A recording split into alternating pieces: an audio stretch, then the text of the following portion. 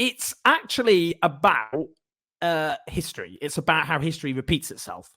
Because actually, the anti-trans movement, which Vladimir Putin is very much part of, is so much a direct echo of the anti-gay rights movement, which Putin is also very much part of, that the historical parallels are so uncanny in the West. And I wanted to give an example of this through the life and works of a former chart-topping singer, a orange juice promoter, and the face of the anti-gay rights movement in the United States in the 1970s, Anita Bryant.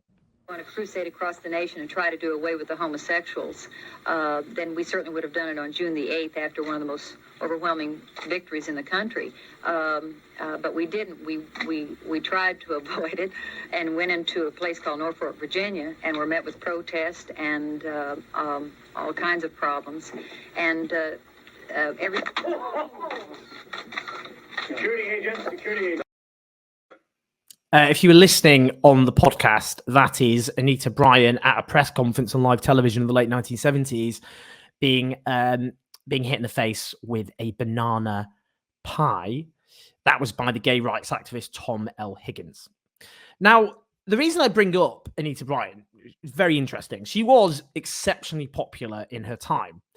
She topped the Good Housekeeping magazine poll as the most admired woman in America in 1978, 1979, and 1980. That was the height of her involvement in the anti-gay rights movement, where she promoted successfully, it has to be said, ordinances locally which discriminated against gay people and their rights. There was a famous defeat she suffered when she led attempts in Florida to ban gay teachers and their allies from schools. This whole incident was quite famously portrayed in the film Milk, which was, of course, about the assassinated gay rights activist and politician Harvey Milk. Now, Anita Bryant, this is how she was portrayed at the time. I think this is really interesting. So there's an article from Time magazine, which is entitled "The Nation, the Gay Cot Turns Ugly." I love the word gay cot, by the way. It's a play on boycott, except it's gay cot. Love it. Homosexual militant tormenting foe Anita Bryant. She's received death threats and been socked in the face with a banana cream pie. Tasty. When she showed up in Manhattan to tape an appearance for the Today Show, NBC was so worried for her safety that guards spirited out the building after the performance. She called off a press conference at the nearby Hilton Hotel because of warnings that hostile demonstrators would be in the streets. Appearing in St. Petersburg, Florida, last week, she had to change hotels for security reasons.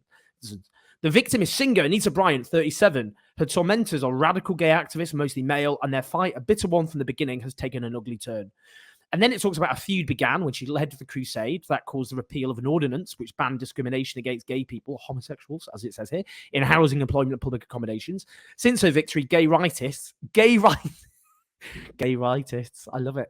I'm now a gay rightist. Gay rightists, she said, have used Bryant as a symbol of what they must overcome in order to gain the full rights that still denied them. Now, it goes on about how they've tried to, the gays, as it says, to persuade consumers to stop buying orange juice, which she promotes for the Florida Citrus Commission. But it claims it's only had limited success. And it claims as well that there's been 85,000 letters to the commission about Bryant backing her 3-1. Gay rights was not popular at the time, far less popular than trans rights today. Now, this is interesting because what she's been portrayed here as is the victim of a militant, violent gay male mob, a woman on the receiving end of what we now call cancel culture. Now, interestingly, she spoke at great length about how she suffered death threats.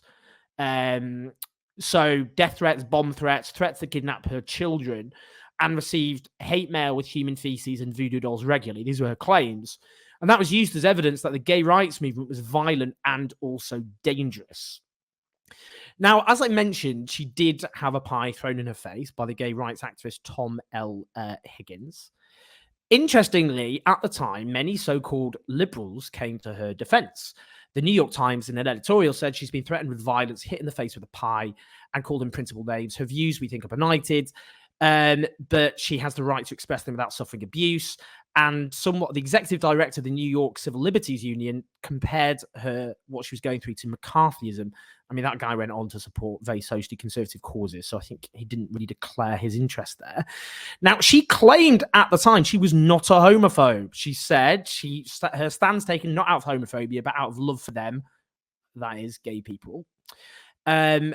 She instead claimed to be defending children. Her coalition was called Save Our Children, and she claimed the gay rights movement discriminated against children's rights. Finally, she set up a charitable organization which claimed to treat children and provide inspirational examples of former gay people who had transitioned from being gay, supposedly. Now, today, she's not seen as a victim. She's seen as somebody who is made life considerably harder, of course, for gay people. Her granddaughter came out as gay. Doesn't know she's going to invite Anita to her wedding at the time. This was last year. Why do I bring this up? Because the gay rights movement was portrayed as dangerous and violent and militant in a sinister way. That's how the trans rights movement is portrayed today. It's exactly the same. You can look through what I just gave you. Children being threatened by, this is a dangerous mob, cancel culture. We can't even debate and discuss things anymore because of these militant LGBTQ activists. It's exactly the same. History repeats itself. And that's how I wanted to end.